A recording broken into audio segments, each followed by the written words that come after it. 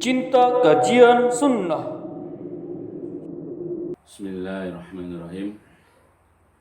Assalamualaikum warahmatullahi wabarakatuh. Innal hamdalillah nahmaduhu wa nasta'inuhu wa nastaghfiruh wa na'udzu billahi min syururi anfusina wa sayyiati a'malina may yahdihillahu fala mudhillalah wa may yudlil fala hadiyalah. Asyhadu an la ilaha illallah wahdahu la syarikalah wa asyhadu anna Muhammadan abduhu wa rasuluhu.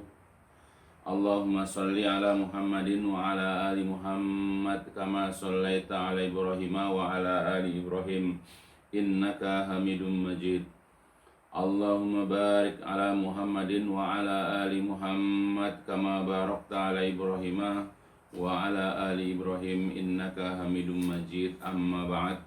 Fa inna asdaqal hadis kitabullah wa khairal hadi hadi Muhammadin sallallahu alaihi wasallam wa syarrul umuri muhdatsatuha fa inna kulla muhdatsatin bid'ah wa kulla bid'atin dhalalah wa kulla dhalalatin finnar.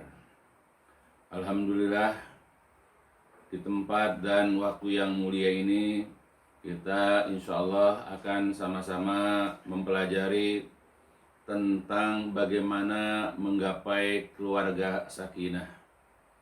Ya mungkin materinya bersambung. Ya sekarang ya kita sama-sama ingin membahas dulu tentang hak dan kewajiban dari masing-masing pasangan, yaitu suami istri. Dan sekarang adalah mengenai kewajiban suami atau merupakan hak istri. Hak dan kewajiban adalah suatu kata yang banyak dipahami oleh mayoritas manusia. Ya, umumnya manusia paham apa itu hak dan kewajiban. Sehingga banyak di antara mereka suka menuntut haknya. Tetapi kadang-kadang lupa dan lalai untuk menunaikan kewajibannya. Berapa banyak orang-orang yang kalau dalam hak dia banyak menuntut, tetapi dia lupa bahwa dia juga punya kewajiban. Banyak jenis hak dan kewajiban. Misalnya hak dan kewajiban orang tua dan anak. Hak kewajiban antara majikan ya dengan bawahan atau dengan pembantu. Hak dan kewajiban antara pimpinan dengan karyawan. Begitu juga kita sudah diajarkan oleh Rasulullah Shallallahu Alaihi Wasallam tentang hak dan kewajiban Allah Subhanahu Wa Taala dan para hambanya. Hak Allah atas hamba, yang ini adalah merupakan kewajiban hamba, adalah bahwa mereka itu, hamba itu wajib beribadah kepada Allah dan tidak mempersekutukannya.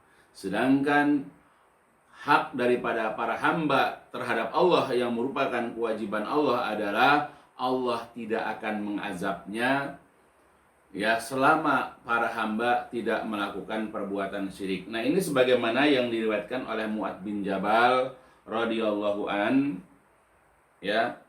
Dia berkata, kata Mu'adz ya, aku pernah dibonceng oleh Nabi Shallallahu alaihi wasallam di atas seekor keledai. Dan keledai itu diberi nama oleh Rasulullah dengan nama Ufair. Kemudian Rasul bertanya kepada saya, "Ya Mu'adz," atau "Wahai Mu'adz, apakah engkau tahu hak Allah atas hamba dan hak para hamba terhadap Allah?" Kemudian aku, kata Mu'adz bin Jabal, mengatakan, "Allah wa rasuluhu a'lam." Allahu wa rasuluhu a'lam. Kemudian Rasulullah bersabda, "Fa inna haqqallah 'alal ibad ay ya'buduhu wala yusyriku bihi syai'a wa haqqul ibad Allah alla yu'azziba man la yusyriku bihi syai'an." Maka sesungguhnya hak Allah atas hamba adalah bahwa mereka wajib mengibadah atau beribadah kepadanya dan tidak mempersekutukan sesuatu pun dengan Allah atau tidak berbuat syirik. Sedangkan haknya para hamba terhadap Allah adalah bahwa Allah tidak akan mengazabnya selama hamba-hamba tersebut tidak berbuat syirik. Nah itu diantara ya contoh hak dan kewajiban. Begitupun di dalam berumah tangga. Masing-masing pasangan, yaitu suami istri, mempunyai hak dan kewajiban. Hak istri adalah merupakan kewajiban suami untuk menunaikan hak-hak istrinya. Dan hak suami adalah kewajiban bagi istri untuk menunaikan sebaik-baiknya. Jadi setiap satu dari mereka mesti mengenal hak-hak pasangan hidupnya dengan baik dan kemudian berusaha dengan maksimal dan optimal untuk menunaikan kewajiban mereka masing-masing kepada pasangannya tersebut gitu. Jadi setiap kita misalnya ya sebagai seorang muslim seharusnya sebelum menikah, sebelum berpasangan harus mengenal dulu hak dan kewajiban masing-masing. Sebab bagaimana bisa menunaikan kewajiban dia kepada pasangannya atau memberikan hak pasangannya kalau seandainya dia tidak mengerti. Makanya persoalan-persoalan rumah tangga itu umumnya diawali dari masing-masing mereka tidak memahami hak dan kewajiban masing-masing. Oleh sebab itulah, ya sangat diperintahkan, sangat dianjurkan dalam agama, sebelum masuk kepada jenjang pernikahan, masing-masing mereka harus belajar agama, ya berkenan dengan masalah keimanan, dan kemudian berkenan dengan masalah rumah tangga, khususnya masalah hak dan kewajiban. Nah, kemudian di antara dalil, di antara hadis yang menerangkan tentang ya bagaimana masing-masing pasangan suami istri itu mempunyai hak dan kewajiban, yaitu sebagaimana yang telah diriwayatkan dari Sulaiman bin Amr bin Al-Ahwas. Qala berkata Sulaiman, Hadatsani abi annahu syahida hajatil wada. Dari Sulaiman bin Amr bin Al-Ahwas berkata, ayahku pernah bercerita kepadaku bahwasanya ia pernah menyaksikan haji wada bersama Rasulullah Shallallahu Alaihi Wasallam. Kemudian di dalam hadis panjang ini Rasulullah SAW mengatakan, ala innalakum ala nisaikum haqqan wali nisaikum alaikum haqqan. Jadi dia mengatakan, ala ingatlah sesungguhnya lakum bagi kalian, untuk kalian ya, ala nisaikum atas istri-istri kalian ada hak. Kemudian wali nisaikum, dan bagi istri-istri kalian juga ada hak atas kalian. Jadi ingatlah sesungguhnya istri-istri kalian itu mempunyai hak atas kalian. Jadi istri punya hak, artinya suami mempunyai kewajiban untuk menunaikan hak istrinya. Begitu juga bahwasanya ya bagi kalian, ya untuk kalian atas istri kalian pun mempunyai hak. Jadi artinya suami pun mempunyai hak, ya supaya istrinya itu atau masing-masing istri itu menunaikan kewajibannya. Nah ini sebagaimana disebutkan dalam hadis Imam Tirmidzi dan yang lain-lainnya dengan sanad yang hasan. Oleh karena itulah, ya Syekh Salim bin Id Ahilali hafizahullah ketika menjelaskan hadis ini dalam bukunya Bahjatun Nazirin, katanya laki-laki itu mempunyai beberapa hak dan wanita juga mempunyai beberapa hak. Ya, jadi berdasarkan kepada hadis ini dan juga kepada penjelasannya dapat kita pahami bahwa suami istri itu masing-masing memiliki hak yang mereka saling mempunyai kewajiban menunaikan kewajibannya itu kepada pasangannya masing-masing.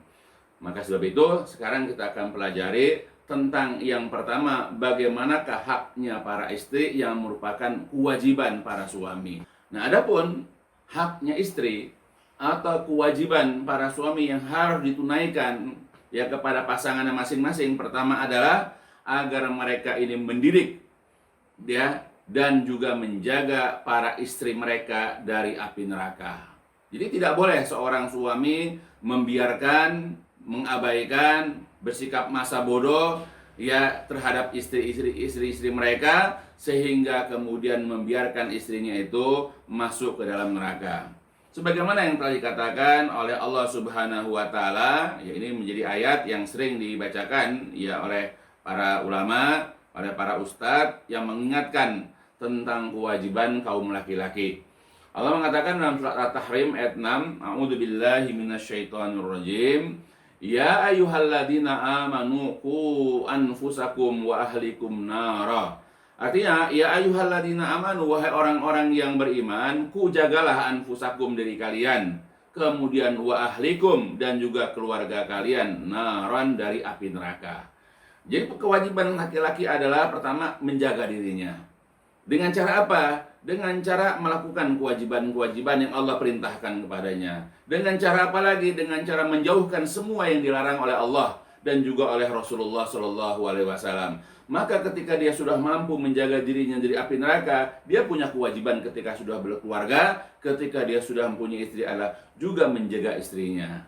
Dan kalau juga mereka setelah itu punya anak, maka seorang laki-laki pun punya kewajiban untuk menjaga anak-anaknya juga dari api neraka. Sama seperti dirinya, dia juga mempunyai kewajiban untuk memerintahkan istri dan anak-anaknya itu untuk mengerjakan perintah-perintah Allah dan Rasulullah, dan juga untuk menjauhi semua yang dilarang oleh Allah Subhanahu wa taala dan juga oleh Rasulullah Shallallahu alaihi wasallam. Berkenan dengan ini, ya, berkata Syekh Abu Bakar Jabir Al-Jazairi dalam kitabnya, dalam kitab tafsirnya, jadi dia mengatakan wajib menjaga istri dan anak-anak, yaitu mendidik dan memerintahkan mereka agar patuh kepada Allah dan juga kepada Rasulnya Shallallahu Alaihi Wasallam, serta melarang mereka dari meninggalkan hal tersebut. Jadi para ulama khusus ahli tafsir menjelaskan ketika ayat ini dibacakan bahwa seorang suami, seorang ayah mempunyai kewajiban menjaga istri dan anak-anaknya. Dengan cara apa? Dengan cara mendidik, kemudian juga memerintah. Ya, supaya apa? Supaya patuh kepada Allah, yaitu kepada Al-Quran, dan juga supaya patuh kepada Rasulnya Shallallahu Alaihi Wasallam. Kemudian juga ya melarang ya anak dan istrinya itu dari hal-hal yang dilarang oleh Allah dan Rasul yang terdapat dalam Al-Quran dan Sunnah. Jadi jelas ayat ini menegaskan kewajiban para suami adalah untuk menjaga keluarganya, yaitu menjaga istrinya dan anak-anaknya dari api neraka. Berupa apa? Mendidik, mengajarkan, menasehati, memerintah, dan melarang mereka. Jika mereka mengabaikan kewajiban tersebut, ia akan memikul dosa pada hari kiamat. Jadi jika para suami atau ayah-ayah ini tidak menunaikan kewajiban, yaitu menjaga keluarganya dari api neraka, tidak mendidiknya, tidak menasihati dan seterusnya, maka dia sudah jatuh kepada perbuatan dosa pada hari kiamat, dan kelak akan dimintai pertanggungjawaban atas kelalaian dan ketidakpedulian mereka akan keadaan keluarga mereka tersebut. Bahkan mereka tidak akan masuk ke dalam surga, bahkan tidak akan bisa mencium bau wewangiannya. Bayangkan, sudah jelas ya di sini kalimatnya, ya, bagaimana mungkin masuk ke dalam surga, mencium bau surga aja tidak. Nah, ini sebagaimana yang telah diisyaratkan ya oleh Rasulullah Shallallahu Alaihi Wasallam yang diriwayatkan dari Abdullah bin Umar radhiyallahu anhuma, bahwasanya Rasulullah pernah mengatakan, ala kulukum ra'in wa kulukum mas'ulun an ra'iyatihi. Jadi katanya pernah mengingatkan, ingatlah, sesungguhnya kalian seluruhnya itu, kulukum, semuanya kalian adalah ra'in, adalah pemimpin, ya, adalah penggembala, adalah penjaga, dan masing-masing kalian, wa kulukum, dan masing-masing kalian nanti mas'ulun, akan dimintai pertanggungjawaban an ra'iyatihi, tentang yang dipimpinnya. Jadi semua laki-laki yang sudah berkeluarga, apakah dia itu sudah punya anak atau belum, ya, maka dia sudah dianggap ya oleh Allah sebagai ra'in, sebagai pemimpin dalam keluarganya, apalagi jika memiliki anak. Dan nanti di hari kiamat akan dimintai pertanggungjawab, apakah dia itu betul-betul menjaga amanah, dia menjaga keluarganya, menjaga rakyatnya, menjaga yang dipimpinnya atau tidak, ya.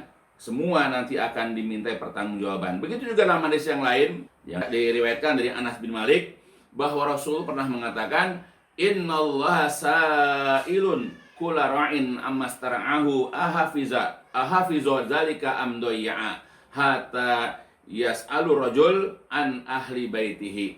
Dari Anas bin Malik bahwasanya Rasulullah SAW pernah mengatakan, pernah bersabda, sesungguhnya Allah, ya, innallaha, sesungguhnya Allah, sa'ilun, akan meminta pertanggungjawaban, kula ra'in, kepada setiap pemimpin dari apa yang dipimpinnya, amma istara'ahu, dari apa-apa yang dipimpinnya, hafizo, apakah dia mampu memelihara amanah tersebut, apakah dia mampu memelihara yang dipimpinnya itu, ataukah apakah dia termasuk yang menyia-nyiakannya? Sehingga yus'al, akan ditanya ar-rajul, seseorang itu, an ahli baitihi, tentang keluarganya. Sampai keluarganya yang di rumah pun akan ditanya. Ya, jadi hati-hati kita sebagai seorang laki-laki itu mempunyai tanggung jawab. Siap ataupun tidak siap, terima ataupun tidak terima, kelak nanti di hari kiamat kita sebagai laki-laki akan dimintai pertanggungjawaban. Ya, apalagi yang sudah memiliki keluarga, memiliki istri dan anak. Begitu juga dalam riwayat yang lain, ya, Rasulullah SAW dari Maqal bin Yasar, ya, di situ disebutkan salah satu hadisnya adalah ma min abdin yastar'ihi, ya, ma min abdin yastar'ihi lahu ra'iyatan yamutu yauma yamutu wa huwa ghashin li ra'iyatihi illa haramallahu alaihi jannah. Jadi katakan di situ, ya, tidaklah seorang hamba yang diberikan kepemimpinan oleh Allah Subhanahu wa taala lalu ia mati pada hari kematian dalam keadaan dia menipu yang dipimpinnya, melainkan Allah akan mengharamkan surga atasnya. Jadi siapapun orang yang diberi amanah sebagai pemimpin, apakah itu pemimpin yang di suatu negeri misalnya, atau pemimpin yang kecil dalam rumah tangga, tetapi dia tidak memenuhi kewajiban dia sebagai pemimpin, bahkan menipu yang dipimpinnya, dia tidak peduli, maka nanti di hari kiamat, ya, orang ini diharamkan masuk ke dalam surga. Na'udzubillah. Maka sebab itu, maka ketika kita sudah memiliki keluarga, memiliki istri dan anak, maka kita mempunyai tanggung jawab. Kita mempunyai kewajiban, yaitu menjaga, memelihara mereka, dan kemudian melindungi mereka dari terjerumusnya keluarga itu ke dalam neraka. Dengan cara apa? Dengan cara mendidiknya, dengan cara memerintah, dengan cara melarang. Maka dengan itu mudah-mudahan jikalau kita sudah mampu, ya, untuk melakukan kewajiban ini, ya, mudah-mudahan tanggung jawab kita menjadi lebih ringan. Bahkan dalam sebuah riwayat juga dari Abdullah bin Umar radhiyallahu anhuma, ya, Rasulullah Shallallahu alaihi wasallam pernah bersabda, kafa bil mar'i isman ayyudai'a may yaqud. Jadi kata Rasulullah, kafa bil mar'i isman, cukup seseorang dikatakan berdosa, ya, ayyudai'a, jikalau ia menyia-nyiakan, jikalau ia mengabaikan, man, orang-orang yang yakutu, yang menjadi tanggungan. Siapa yang menjadi tanggungan seseorang? Ya, istri dan anak-anaknya.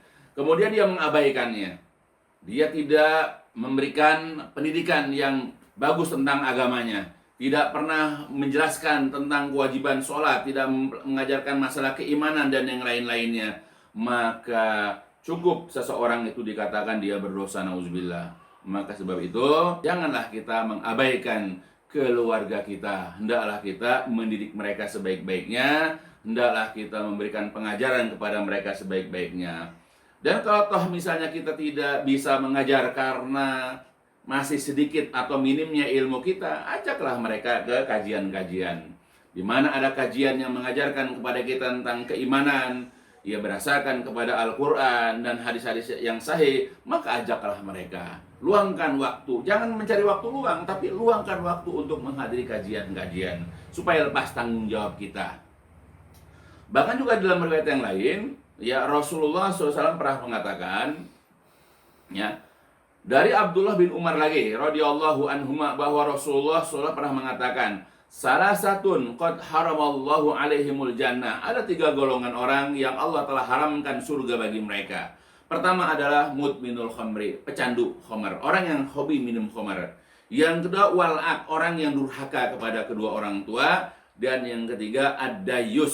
Siapa dayus? Alladzi yukiru fi ahlihil khobas. Yaitu orang yang membiarkan keburukan pada keluarganya. Ya, jadi jika anaknya tidak sholat, istrinya tidak menutup aurat, lalu dia biarkan, dia ada dayus. Dan orang kalau sudah dicap dayus, berarti orang ini tidak akan masuk ke dalam surga. Bahkan dia disejajarkan dengan orang yang suka minum khamar. Bahkan disejajarkan dia dengan anak yang durhaka. Jadi yang durhaka tuh, yang masuk dalam neraka bukan hanya durhaka, tapi seorang ayah, seorang suami, jika dia tidak peduli dengan keburukan pada keluarganya, dia pun sudah satu kelompok, ia dengan kelompok itu. Maka sebab itu, janganlah menjadi dayus. Kita harus menjadi seorang suami, harus menjadi seorang ayah yang peduli. Dengan cara apa? Mendidik mereka. Begitu juga, ya, Rasul pernah mengatakan, salasun la yadkhulunal jannah wa la yandurullahu ilaihim yaumal qiyamah. Jadi ada 3 golongan orang yang mereka tidak akan masuk dalam surga. Dan bahkan Allah tidak pernah mau memandang, Allah tidak mau melihat mereka nanti pada hari kiamat. Siapa ketiga golongan itu? Al-'aq walidayhi, orang yang durhaka kepada kedua orang tuanya. Kemudian wal mar'atu al-mutarajjilah al-mutasyabihah birrijal, wanita yang sifatnya kelaki-lakian menyerupai laki-laki dalam hal berjalan, berpakaian, bersikap, ya kalau bahasa kita tomboy. Dan yang ketiga adalah ad-dayus, ya. Jadi sama, ya di sini 3 golongan, bahkan ada tambahan, bukan hanya sekedar tidak akan masuk surga, tetapi Allah tidak mau melihat, ya karena Allah tidak suka kepada 3 golongan ini, ya pada hari kiamat nanti. Yaitu di antara situ adalah orang yang durhaka kepada kedua orang tua, kemudian wanita yang menyerupai laki-laki, dan yang terakhir adalah ad-dayus. Ya, jadi itu merupakan sifat, ya merupakan keburukan ya bagi seorang laki-laki. Jadi membiarkan para wanita tanpa pendidikan, tanpa pengajaran, tanpa nasihat, tanpa perintah dan teguran dari para suami akan menyebabkan mereka menjadi selalu bengkok. Kebengkokan itu biasanya berupa sikap suka meremehkan keimanan, suka meremehkan ibadah maupun akhlak. Banyak dijumpai kelompok pengajian para ibu-ibu yang gemar berziarah kubur dengan tujuan meminta kepada para penghuni kubur berbagai keperluan, misalnya minta rezeki, minta jodoh, ya minta supaya diberikan kesehatan dan lain sebagainya. Atau banyak juga di antara mereka yang rajin datang kepada para dukun karena percaya dengan keampuhannya. Bahkan mereka berbondong-bondong mendatangi para dukun tersebut dengan tujuan mereka masing-masing. Dan masih banyak lagi hal-hal yang menunjukkan bahwa mereka bengkok dalam masalah akidah. Dalam masalah ibadah, banyak di antara kaum wanita yang mementingkan acara televisi, misalnya acara-acara ya sinetron. Ada juga acara yang suka ditonton gibahtainment itu, yang suka ngomongin orang dan sejenisnya, daripada melaksanakan sholat asar pada waktunya. Bahkan juga banyak di antara mereka yang mengutamakan riasan wajah, ya berdandan, daripada mengerjakan wudhu dengan benar untuk menunaikan sholat, dengan alasan sibuk mengurus anak ya atau suami. Banyak di antara mereka yang tidak sempat lagi membaca Al-Quran dan bahkan tidak mau lagi menuntut ilmu sesuai syar'i dan seterusnya. Jadi kalau kita laki-laki membiarkan perempuan, maka akan bengkok dalam masalah akidah seperti itu, bengkok dalam masalah ibadah ya seperti itu. Begitu juga dalam masalah akhlak. Banyak di antara kaum hawa atau kaum wanita yang tidak mempedulikan pergaulan. Mereka dengan nyantai menampakkan aurat mereka kepada kaum laki-laki yang bukan mahram atau kepada selain suaminya. Banyak pula di antara mereka yang memudah-mudahkan bersalaman, bahkan cipika-cipiki ya dengan kaum laki-laki yang tidak halal bagi mereka. Juga banyak di antara mereka yang suka berkumpul untuk membicarakan sesuatu ya atau seseorang yang tidak patut bagi mereka untuk mereka perbincangkan. Nah, itu bisa kita lihat ya. Karena apa? Ketidakpedulian suami mendidik istrinya. Ketidakpedulian para suami itu untuk mengajak istri-istrinya itu ke tempat-tempat kajian. Oleh sebab itu, wajib bagi para suami untuk senantiasa meluruskan kebengkokan mereka dengan lemah lembut, dengan rasa kasih sayang. Meluruskan kebengkokan itu dengan cara merutinkan pemberian nasihat, dengan pengajaran, perintah, dan teguran kepada mereka. Namun jika mereka kesulitan dalam mendidik, ya secara langsung karena keterbatasan pemahaman ilmu agama, atau ada kesulitan untuk menyampaikan kepada para istri, atau sedikit waktu untuk setiap hari untuk membimbing mereka dan sebagainya, maka mereka sebaiknya mengajak para istri untuk menghadiri kajian-kajian agama yang sesuai syar'i agar mereka dapat mengerti dan memahami ajaran agama mereka, lalu mereka beramal dengan amalan-amalan yang telah diajarkan ya kepada mereka dengan bimbingan Al-Quran dan hadis-hadis yang sahih sesuai dengan pemahaman para ulama salaf. Maka terpelihara mereka dari keburukan ya, dan mereka insya Allah lurus dan terhindar pula mereka dari kebengkokan-kebengkokan yang telah menjadi sifat daripada sifat kaum wanita. Sebagaimana ya Rasulullah sudah mengingatkan mengenai sifat wanita, ya, dari Abu Hurairah bahwa Rasul pernah mengatakan istausu bin nisa'i khairan fa innal mar'ata khuliqat min dilain wa inna a'waja syai'in fi dila'in a'laha fa in dhahabat tuqimuhu kasartahu wa in taraktahu lam yazal a'waz fastausu bin nisa'i khair. Jadi kata Rasulullah SAW yang diriwayatkan dari Abu Hurairah, ya, Rasul mengatakan, hendaklah kalian menasihati ya kebaikan kepada para wanita, karena sesungguhnya wanita itu diciptakan dari tulang rusuk, ya, dan kita tahu tulang rusuk itu nggak ada yang lurus, ya, yang namanya tulang rusuk itu adalah bengkok, dan yang paling bengkok dari tulang rusuk itu adalah yang bagian paling atasnya. Jika engkau berusaha meluruskan dengan keras, niscaya engkau akan dapat mematahkannya. Namun jika engkau membiarkannya, ya, tidak peduli dengan itu, maka dia akan selalu bengkok. Maka sebab itu nasihatilah kaum wanita itu dengan kebaikan-kebaikan. Ya, banyak lagi riwayat-riwayat yang lain yang menjelaskan dari Rasulullah SAW tentang ya sifat wanita yang adalah bengkok. Maka sebagai kaum laki-laki belajar bagaimana memahami sifat wanita, yaitu dengan cara menasihatinya lemah lembut, dengan santun, ya, dengan hal-hal yang misalnya dapat memberikan kesenangan kepada kaum wanita. Ya, mudah-mudahan ya dengan apa yang kita lakukan nanti kepada para wanita, ya, dengan kita didik, kita ajak kita ajarkan agama kepada mereka, atau kalau kita tidak mampu kita ajak mereka ke kajian. Bahkan kalau lebih ini lagi, kita bikinlah pengajian di rumah kita. Ya, mudah-mudahan dengan begitu lepaslah tanggung jawab kita sebagai laki-laki, ya, dan mudah-mudahan keluarga kita juga insya Allah menjadi keluarga yang sakinah, mawadah, warahmah. Ya, itu dulu barangkali yang bisa disampaikan. Insya Allah ya akan masih berlanjut. Ya, mudah-mudahan apa yang disampaikan pada bagian pertama ini memberikan manfaat, memberikan faedah ya kepada kita semua. Walhamdulillah min subhanakallahumma wa bihamdika asyhadu alla ilaha illa anta astaghfiruka wa atubu ilaik. لسوف أعود يا أمي أقبل رأسك